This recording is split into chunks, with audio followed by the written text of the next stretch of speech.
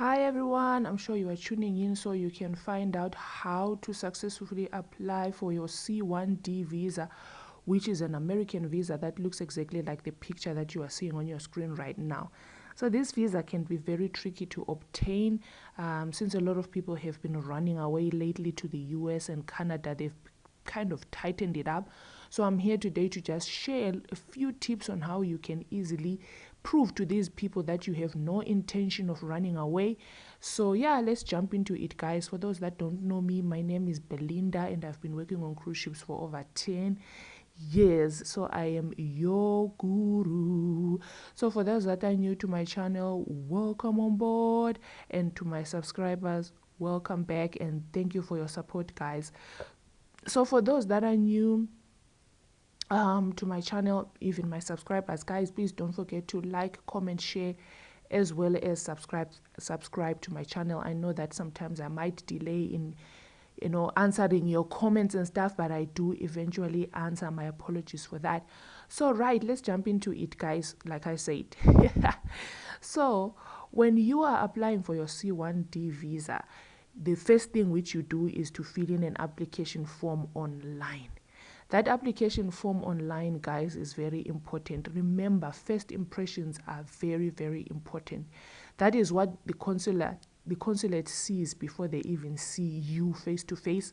So that can make or break you. So always remember to fill that form 100% completely. Do not fill anything. Do not leave anything blank. And always remember what you have filled in there, because sometimes some of the questions that they ask you during the interview relate to what you have put on your application form. So if you didn't fill it yourself, or you didn't really fill it wholeheartedly, you will find that your answers won't tally, and that will be the end of you. You will not get that visa. I was actually denied this visa twice in a row. It took me time to actually get that visa.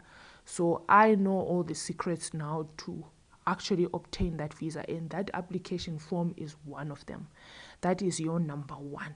Number two, when you do go for your interview, please gather as many documents as you possibly can to back up your story.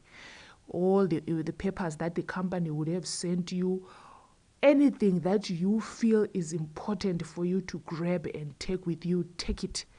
Whenever they ask you a question, you need to have some sort of proof of what you are saying. Right, so I will give you an example. Before I do that, remember, when it comes to the US, what they want us to show right now is none of us have any intention of running and going to their country, because that is what a lot of Zimbabweans have been doing. Unfortunately, they have been getting to those ships going to the US, and when they get to the US, they run away, leaving their passports and everything on board, starting a life in the US or Canada.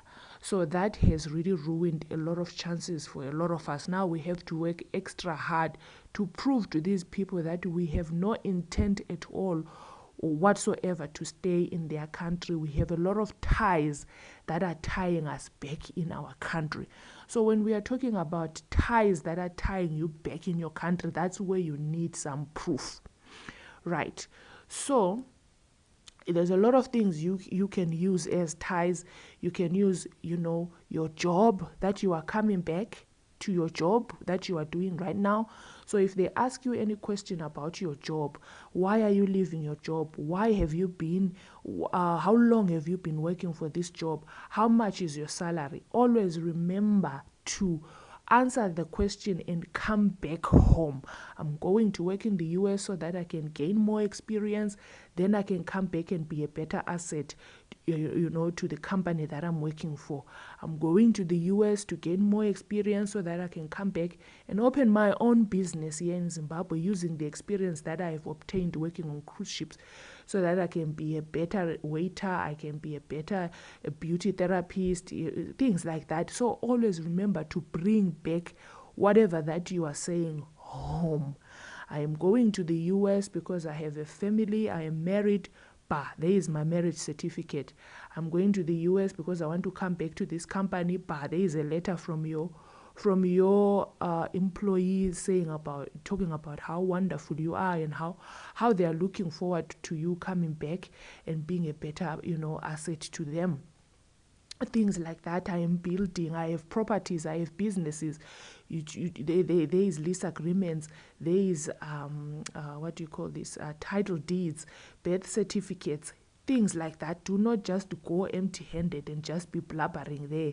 Your chances of getting that visa will be slim. Number 3, answer each and every question as truthfully as you possibly can. I believe those people have, these high technology systems that can research anyone. So please just answer the questions as truthfully as possible. Do not lie, because your lies can catch up with you and you might be denied that visa.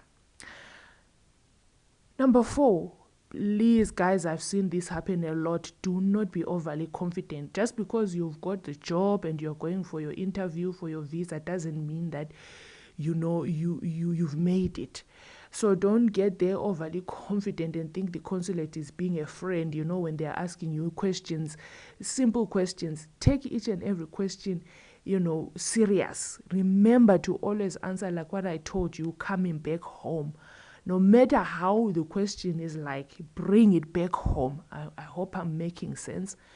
So don't not be overly confident, because when you're overly confident, you get there and blabber a lot of nonsense and miss the questions and not listen, and then you will be denied that visa.